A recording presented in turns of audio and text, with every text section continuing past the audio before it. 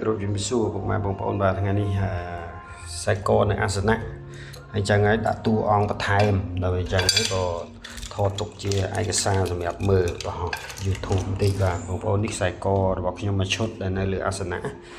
បងប្អូនឥឡូវខ្ញុំបន្ថែមតួអង្គខ្នាយផ្កាយក្បាលមួយឈុតបាទរបស់ពិសេសមួយឈុតជាមួយនឹងសត្វនាងពួនបាទនេះគូគាត់មួយឈុតគាត់នេះមាននឹងពួននេះមួយឈុតនេះមាននឹងពួននេះមួយឈុតនេះមាននឹងពួនសានឹងពួនទាំងអស់បាទនេះខ្នាយបុរាណអាយុកាលឆ្លងកាត់សង្គ្រាមមករាប់សិបឆ្នាំហើយខ្ញុំធ្លាប់បង្ហោះវីដេអូតាំងពី10ឆ្នាំមុនហ្នឹងគាត់អាយុកាលចូល70ឆ្នាំហើយឥឡូវអាយុកាលបន្ថែមទៀតហើយគាត់ធ្លាប់ផុសតាំងពី10ឆ្នាំមុនគាត់អាយុ70ឆ្នាំហើយបាទនៅសំពីអង្គហ្នឹងដែលអាយុកាលយូរអញ្ចឹងនៅគ្រប់ថែសារគាត់រហូតមកនឹងតែគាត់មានស្នាមប្រេះគាត់មានស្នាមប្រេះបាទនេះតួអង្គនៅអាសនៈ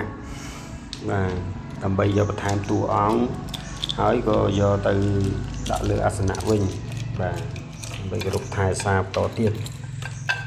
ពីមុនមកចែកម្លែកឲ្យពុកម៉ែបងប្អូនអស់ខ្លះខ្នាយដែលនៅជាប់នឹងនេះហ្នឹងជួនកាលគាត់ឃើញអញ្ចឹងទៅគាត់សួរអញ្ចឹងទៅគាត់បេះឲ្យគាត់មួយអញ្ចឹងទៅនេះក៏ស្អាតដែរសម្រាប់ពិសេសនេះគាត់មិនមែនកាច់ទេគាត់បុកបាក់ហ្មងបុកជួលគ្នាបាក់ហ្មងបើកាច់ផុតនឹងបាទហើយកាច់ស្មើនឹងសាច់គាត់នៅនេះបាទហើយ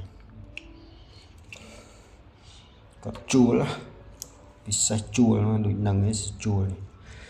មេវងអញ្ចឹងមេវងកាយក្បាលអញ្ចឹងបងប្អូនណាដែលគាត់សាញអ្នកខ្លះគាត់សាញឆែបចុងអញ្ចឹងតែគាត់អត់ដឹងថារបស់ឆែបចុងហ្នឹងជារបស់ពិសេសខ្លាំងរបស់ស្អាតចេះតែមិនដែលចេះជួលគេទេខ្លាចគេអញ្ចឹងទៅរបស់ចេះអីកុំបថុយបុកឯងមានខ្លាចទេបាទហ្នឹងហើយនេះជារបស់ខ្លាំងរបស់ខ្ញុំនៅលើអាសនៈមានបាញ់អត់ចេញមានបាញ់អត់ផ្ទុះមានគ្រប់ជាមានមួយសពដែលខ្ញុំទុកខ្លួនគ្រប់ថែសារខ្លួនឯងអានៅក្នុងនោះខ្ញុំមានថ្មសលៀងមួយគូដែលបាញ់អត់ចេញហ្មងបងប្អូនថ្មសលៀងមួយគូហ្នឹងបាញ់អត់ផ្ទុះទេបាញ់អត់ផ្ទុះទេបាញ់2គ្រាប់អត់ផ្ទុះទេណាបងប្អូនតែបងប្រុសគាត់នៅខាងអូតូមានជ័យគាត់ស្រឡាញ់តែខ្នាយដល់អញ្ចឹងទៅខ្ញុំក៏ដាក់តែខ្នាយឲ្យគាត់ទៅទុកថ្មសលៀងទៅបាទនេះព្រះអង្គនេះក៏ស្អាតទេមិនទាន់បានយកទៅស្រូបផងនេះពុកម៉ែបងប្អូន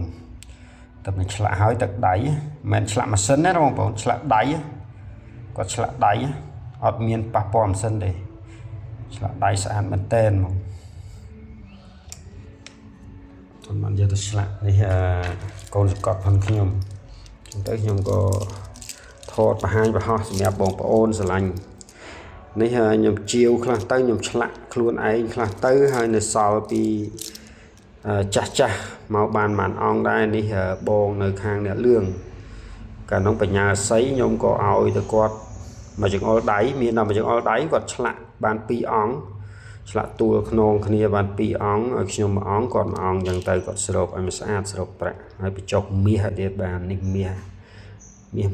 គាត់នោះគាត់បញ្ចុកមកហ៊ុនមាសគាត់នោះនេះបញ្ញាកធាងខេតហ្នឹងដូចជាមុខ2ដែរខ្វាមបតិហើយនឹងផ្ចាញ់មាសដែរ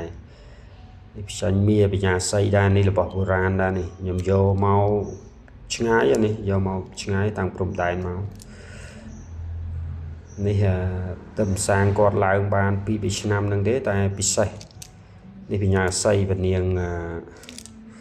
ច្បុតសក់ហ្នឹងបញ្ញាស័យតែទឹកដៃគាត់ជាងរៀងអន់តិចបាទហើយនេះបញ្ញាស័យដែរទឹកដៃជាងនេះក៏ស្អាតគាត់បើដែរតែដល់ពេលដល់កន្លែងមុខសឹកចង់អស់លើនេះខ្ញុំជាវគេមកទេគេចេះថាបញ្ញានេះបញ្ញានោះតែខ្ញុំស្រឡាញ់ខ្ញុំមិនដឹងថាបញ្ញាអីក៏បានដែរមកដល់ដៃខ្ញុំហើយគាត់ថាបើរបស់ខ្ញុំនេះដឹងតែបញ្ញាស័យរបស់ខ្ញុំបាទខ្ញុំបានតលដៃខ្ញុំឆ្លាក់តលដៃបញ្ញាស័យបញ្ញាកធាងខេតព្រះអង្គខ្វាមនេះដូចជាស្នែងកបីខ្មៅបាក់ធ្លុះបាទស្នែងកបីខ្មៅបាក់ធ្លុះត្រូវហើយអង្គខ្វាមដូចជាស្នែងកបីនឹងត្រូវហើយខ្ញុំបាត់ត្រូវនេះស្នែងកបីខ្មៅបាក់ធ្លុះ បាន3អង្គហើយបាត់2អង្គដឹងទៅណាឃើញតែ1អង្គនេះបញ្ញាសីនេះបញ្ញាភ្លេចឈ្មោះបញ្ញាហ្នឹងបាត់ហើយដូចបញ្ញាក្រងដឹងបញ្ញាអីដឹងភ្លេចបាត់ទៅនេះឆ្លាក់សិតតែឆ្លាក់ផ្ទាល់ដៃសិតតែអង្គុយចាំយកបាទពិសេសកូនសកតនេះមកតួអង្គនេះចឹងបរ៉ែតខ្លារបស់ខ្មែរយើងពិសេសមែនតើតែម្ដងតែអាយុកាលយូរតែជាចូល10-20ឆ្នាំអាយុកាលយូរតាំងពីដូនតាមកហ្នឹងបាទបញ្ញានេះលាយចម្រុះបញ្ញាសីបញ្ញាក្រងបញ្ញា7បញ្ញាស្ដៅបញ្ញាមានបញ្ញាកទួតព្រៃកងោកមកចប់បាទពិសេសនៅកូនសកតនេះបាទទុកគ្រប់ថែសាបាទសូមអរគុណរីវីដេអូរៀងវែងដែរបាទបងប្អូនសូមសុខចម្រើនលាភជ័យហេងៗទាំងអស់គ្នា